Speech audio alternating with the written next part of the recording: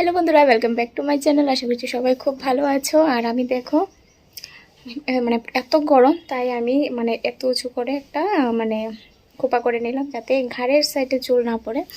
তো সেই জন্য তো সেটা করে এখন আবার কাজ বাজে লাগবো। আর সকালে কিছু করে নিয়েছি কারণ তোনাকে তো স্কুলে পাঠিয়েছি সেই জন্য। আর এখানে দেখো এক গাদা আমার বালিশ, তারপর গোল বালিশ, সব কিছু, কারণ সব কিছু সারাজকে খুলে ধুতে দিয়েছি।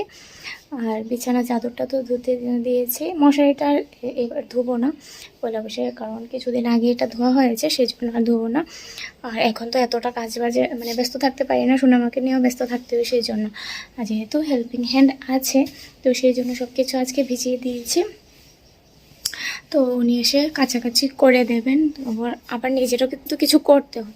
উনি তো কাচাকুচি করে দিয়েছিলেন, তারপরে এগুলো আনা গোছানো আবার সেট করা সব কিছু তো আমাকেই করতে হবে, সেগুলো তার উনি করে দেবেন না।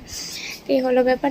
আর এদিকে দেখো সোনামা ঘুমিয়ে গেছে, ভাইয়ের সঙ্গে ঘুম থেকে উঠেছে। তনয় যখন স্কুলে যাবে তখন ও উঠেছে, কারণ তনয়কে যখন ডাকি তনয় উঠে না, কিন্তু ও উঠে যায় ঘুম থেকে। এই হলো ব্যাপার। তো তনয়কে ড্রেস পরে রেডি করে দিয়েছি, তারপরও উঠে গেছে, ওকে নিয়ে রাখতে হয়েছে।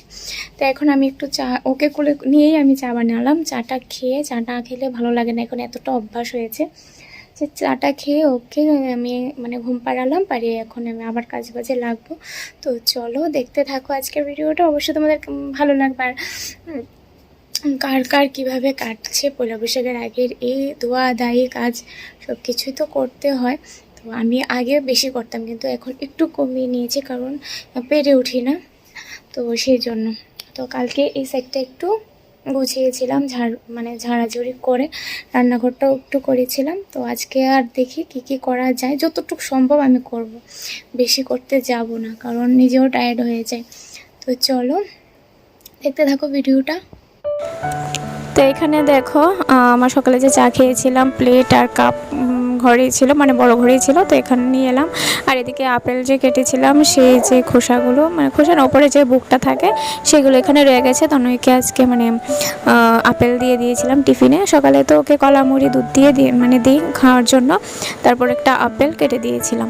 আর এখানে দেখো একটা মিষ্টি আলু ছিল, ভেবেছিলাম যে আজকে টক করে নেব মিষ্টি আলুটা দিয়ে, তো দেখি কেটে যে নষ্ট হয়ে গেছে, ভেবেছিলাম যে মিষ্টি আলুটা যদি ভালো থাকে তাহলে সেদ্ধ বসিয়ে দেব। আর এদিকে দেখো আমার লোহার কড়াইটা ভালোই পড়ছে দেখলাম, কারণ তোমাদের তো অনেক আগে একটা ভিডিও দিয়েছিলাম যে যখন কড়াইটা আনা হয়েছিল কড়াইটা একটু জল বের হতো এর মধ্যে দিয়ে, যখন জল দিয়ে একদিন রেখে দিয়েছিলাম। এখন কি হয়, লোহার কড়াই আনতে গেলে নাকি জল দিয়ে চেক করতে দেয় না, যদি ফুটু পড়ে তাহলে নাকি বাড়িতে এনে যদি দেখা যায় যে ফুটু পড়ে তাহলে আবার চেঞ্জও করা যাবে না, হলো ব্যাপার। তো মহা মুশকিলের একটা ব্যাপার। তো এনে যখন জল দিয়ে রেখেছিলাম প্রায় অনেকটা টাইম পর দেখতাম এক বিন্দুর মতো জল পড়ে থাকতো নিচে, কড়াইয়ের তলাটা। তারপর কি করব, তারপর বৌদিদের জিজ্ঞেস করলাম। তো বৌদি বলল যে কিছু হবে না, বৌদিরা যে রান্না করে ওই কড়াই বৌদির ছোটো বৌদির কড়াইটাও এমন ছিল, কিছু হবে না, রান্না করলে নাকি তেলে ঠিক হয়ে যাবে। তারপর তেলও পড়ে না। তারপর আমি একদিন রান্না বসিয়ে দেখলে প্রথমে গরম জল করে ফেলে দিয়েছি, দেখি কোনো অসুবিধা হয় না, তাহলে তো তেলও পড়বে না। তো সেইভাবে রান্নাবান্না শুরু করলাম। তো এখন ভালোই লাগে লোহার কড়াইটাতে রান্না করতে। না হলে ভেবেছিলাম একটা কাস্ট আয়রনের যে কড়াইগুলো সেগুলো একটা অর্ডার করে দেবো অ্যামাজন থেকে, কারণ কড়াইগুলোর দাম হলো নিঃসন্দেহে ভালো পড়বে। এই হলো ব্যাপার, কারণ আমি একটা তনের বাবা একটা আমাকে রুটি ছেঁকার তাও এনে দিয়েছিল, তাওয়াটা খুব ভালো পড়েছে, সেটা কাস্ট আয়রনের ছিল, সেটাও তোমাদের আমি ভিডিওতে দেখিয়েছিলাম। আর খুবই ভালো, তোমরা যদি পারচেস করতে চাও আর যদি কিনতে চাও আমাকে কমেন্টে জানাতে পারো, খুবই নিঃসন্দেহে তোমরা এই কাস্ট আয়রনের যে তাওয়াগুলো বা কড়াইগুলো কিনতে পারো। আমি তো খুব স্যাটিসফাইড যে এই কড়াই তাওয়াটা ইউজ করে। তো কড়াইটাও ভেবেছিলাম, কড়াইটা ভীষণ দাম পড়ে, প্রায় 1000, 1500, 2000 এর থেকে বেশিও আছে। তো ভেবেছিলাম যদি এই কড়াইটা ভালো না পড়ে, এই কড়াইটা 300 টাকা দিয়ে এনেছিল তনের বাবা, যদি ভালো না পড়ে তাহলে আর রিস্ক নেব না, কাস্ট আয়রনই একটা অর্ডার করে নেবই, হলো ব্যাপার। তো যাই হোক, আমার কপালটা ভালোই, এখন দেখলাম যে কড়াইটা ভালোই পড়লো, রান্না করা যায় সুন্দর মতোই। তো এখন দেখো বিছানাটা গুছিয়ে নিলাম, বিছানার বেডশিটটা আজকে চেঞ্জ করেছিলাম, আজকে অনেক কাপড় চোপড় বার করেছি ধোয়ার জন্য, যেহেতু পয়লা বৈশাখ, তো সেই জন্য তো ধোয়া দিয়ে কিছু হলে করতে হবে ভেবেছিলাম। মানে ঘরে আমি একটু একটু ঝাড় দিয়ে নিয়েছি, আর এখন তো সোনামা আছে, প্রচণ্ড কষ্ট হয়ে যায় কাজ বাজ সব সারতে, যেহেতু হেল্পিং হ্যান্ড আছে, তাই আজকে ওনাকে আর ঘরটোর মুছতে দিইনি। আজকে বললাম যে আমার কাপড়গুলো শুধু কেচে দাও, যেমন বিছানার চাদর, তারপর বালিশের রুশের কভার, আর এই সোফার কভার মানে যে কুশন কভারগুলো সেগুলো দিইনি, সেগুলো কিছুদিন আগে ধোয়া হয়েছিল। আর সোফার কাপড় টাপড় সব দিয়ে দিয়েছি একবারে, তো উনি ধুয়ে দিয়েছেন। আর এদিকে দেখো তোমার বাবা এনেছে, এখানে হচ্ছে পাট শাক, আর এনেছে এগুলোকে কি বলে আরেকটা শাক, এই ডিমাই শাকটা কী শাক বলে আমার ঠিক মনে থাকে না, তোমরা জানলে কমেন্টে বলো। ডিমাই শাক এগুলো তো খেতে হয়। আর এখানে এনেছে দুটো করলা, এনেছে দুটো বিট, এখানে হচ্ছে কাঁঠাল, তো কাঁঠালের ইঁচড় খেতে। আর এখানে তেঁতুলও এনেছে, বলেছিলাম যে তেঁতুল আনতে, কারণ আগেও একবার এনেছে 1 কেজির মতো, তো দেখি কম মানে কম মনে হয়, যখন রোদ দিয়ে শুকিয়ে তারপর মা যখন এসেছিলো বিচি ছাড়িয়ে দিয়েছে। মা আসলে এটাই একটা সুবিধা, বিচি ছাড়ানোর পর দেখে অল্প একটু হয়ে গেছে, তারপর বললাম যে আরও একটু আনো তেঁতুল, তো রাখলে 2-3 বছর তো খাওয়া যাবে রোদ দিয়ে শুকিয়ে রেখে দিলে। আর এখানে দেখো আজকে করবো ডিম, কারণ পরের দিন হচ্ছে যেদিন তোমরা ভিডিওটা দেখছো সেদিন তো নিরামিষ, তো সেই জন্য বলছিলাম যে আর কিছু আনতে হবে। তবে তোমার বাবা গেছিলো বাজারে, গিয়ে দেখে মাছ ভালো নেই, বলছিলাম যে আজকে শুধু মাছ খাবো এতটুকু, মানে মাছ দরকারও নেই, বলছিলাম যে ডিমই খাবো। তারপর বাজারে গিয়ে দেখে মাছ এত ভালো নেইও, সেই জন্য আর মাছ আনিনি, তো বললাম যে হাঁসের ডিম আছে ঘরে, হাঁসের ডিমই করে নেব। তো এখানে দেখো ডিমটা সেদ্ধ বসিয়ে এসেছি, ডিম আলু আর করলাটা আমি একটু জল ফেলে তারপরে ভাজা করি, তো একসঙ্গে আমি সেদ্ধ দিয়ে দিয়েছি। আর এখানে দেখো আমার সোনামা ঘুম থেকে উঠে গেছে, এখন ওকে নিয়ে একটু ওকে খাইয়ে তারপর একটু খেলা করছিলাম দেখো। আর এখন একটু কাতুকুতু হয়েছে, কাতুকুতু দিলে কি হাসাহাসি করেও। তো তনয় চলে এসেছে স্কুল থেকে, এখন ও বায়না করছে যে ও নাকি বেদানার জুস খাবে, তো জুসারটা তো বার করা হয়েছে, তো জুসারটা বার করে তারপর জুস করে দিলাম, মানে তনের বাবাই ওকে করে দিল। তারপর একটু নুন একটু চিনি দিয়ে আর তারপর একটু বরফ দিয়ে ভালো করে গুলিয়ে খেলাম, মানে খুবই ভালো লাগলো খেতে। তারপর তনয় খেলো, আমি খেলাম। আর এখানে দেখো এখন চলে এসেছি, রান্নাবান্না কিন্তু আমার কমপ্লিট, সেটা তোমাদের সঙ্গে শেয়ার করলাম না। আর কি করব বলো, পরে তোমাদের দেখিয়ে দেবো কী কী রান্না করলাম। আর বেশি কিছু আর আজকে করিনি, যেহেতু কালকে আবার নিরামিষ, সেজন্য। তো এখানে দেখো আমি রান্নাঘরটা একটু ক্লিন করে নিচ্ছি, এখানে যে জানলাটা তো একটু কাচের, তো সেই জন্য এটাকে ক্লিন করে নিচ্ছি, তেল চিটচিটে হয়ে যায় রান্না করতে করতে। এখানে গ্যাসের চুলাটাও ভালো করে আমি এখন পরিষ্কার করে নেব। রাতে আবার ভাতটা হয়ে গেলে, মানে ডাল তরকারি জাল দিলে তারপর আমি আবার রাতও একবার ধুয়ে নেব, কিন্তু এখন আমি ঘষা মাজা করে নিচ্ছি, চুলাটাকে একটু নোংরা হয়ে গেছিলো। এখন আমি স্টিল উল আর একটা স্কচ ব্রাইট নিয়ে ভালো করে আমি এটাকে ধুয়ে নিচ্ছি। আমি বাইরে নিয়ে গিয়ে ধুতে পারি না, কষ্ট হয়ে যায় খুলে টুলে। আর এখন তো মানে কত তাড়াতাড়ি কাজ সারবো সেটাই মাথায় ঘুরপাক খেতে থাকে, কখন সোনামা উঠে যাবে, কখন কান্নাকাটি করবে, কখন আবার ওকে খাওয়াতে হবে, তো এই ব্যাপারটা থাকে। যতই তোমার কাজের হেল্পিং হ্যান্ড থাকুক না কেন, কিন্তু তোমার কিছু কিছু সংসারের কাজ আছে, এগুলো তুমি নিজে না করলে দেখবে ভালো লাগে না।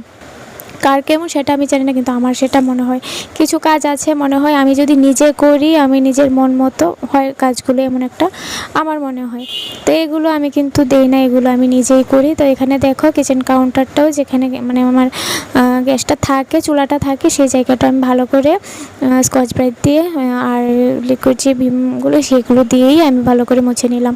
তো এখন একটা সুতির কাপড় দিয়ে তারপর আমি জল দিয়ে মুছে নিচ্ছি ভালো করে, কারণ যেহেতু নিরামিষ আমি ভালো করে ভাবলাম যে সব কিছু, অন্য সময় কিন্তু আমি সব কিছু রান্নাঘরে ধোয়ার চেষ্টা করি, কিন্তু এবার ততটা পারিনি, যতটুকু সম্ভব হয়েছে আমার দ্বারা ততটুকুই করলাম। আর এই হলো জুসারটা, তো জুসারটা ভাবছি এখন থেকে এখানেই রাখবো নাকি, কিন্তু বুঝে উঠতে পারি না। আবার আমার আরেকটা তো এখানে লাল র্যাক থাকে, যে কাপ গ্লাস এগুলো রাখে, তো দেখি এখন কি করি। এখন আপাতত এখানে রেখেছি, কারণ লাল র্যাকটা তো আমি ধোয়ার জন্য বার করে নিয়েছি। তো কার কার এইভাবে পয়লা বৈশাখের আগে ধোয়া ধোয়ের একটা চোট থাকে, সবারই থাকে, কার কার আবার কি, আমরা যারা আছি সবারই নতুন বছর এলে এভাবে ধোয়া ধোয়ের একটা চোট লেগেই থাকে, জানি। তো আমারও সেটাই, তো এখানে দেখো এখন আমি ঘরটর মুছে নিয়েছি, বারান্দাটা এখন মুছছি, কারণ আজকে তো ওনাকে দেইনি মানে বারান্দাটা মানে ঘরটর মোছার জন্য, কারণ অনেকগুলো কাপড় ধুয়েছেন উনি আজকে। তাই আমি আর মানে আমার মন চাইছিল না ওনাকে আর বলি যে ঘর, অনেক সময় বলতে হয় না, তা আমি নিজে থেকেই মানা করেছি যে আজকে মুছতে হবে না। তাই আমি তারপর স্নানের সময় ঘর দোরগুলো মুছে নিচ্ছি। আর সব মানে সবারও তো দিকটা চিন্তা করতে হবে, উনিও তো একটা মানুষ, ওনার তো পরিশ্রম হয়। তো উনি যা বাসন টাসন পড়েছে উঠোন ঝাড় দিয়ে বাসন ধুয়ে তারপর কাপড়গুলো ধুয়ে দিয়ে গেছেন। অনেকগুলো কাপড় তোমাদের আমি আর দেখাতে পারিনি, মানে পুরো যা উঠোনে তার আছে সব ভরে গেছে, এই হলো ব্যাপার। আর পরার কাপড় চোপড়ও থাকে, সোনামার থাকে, সব কিছুই এখন উনি ধুয়ে দিয়ে গেছেন।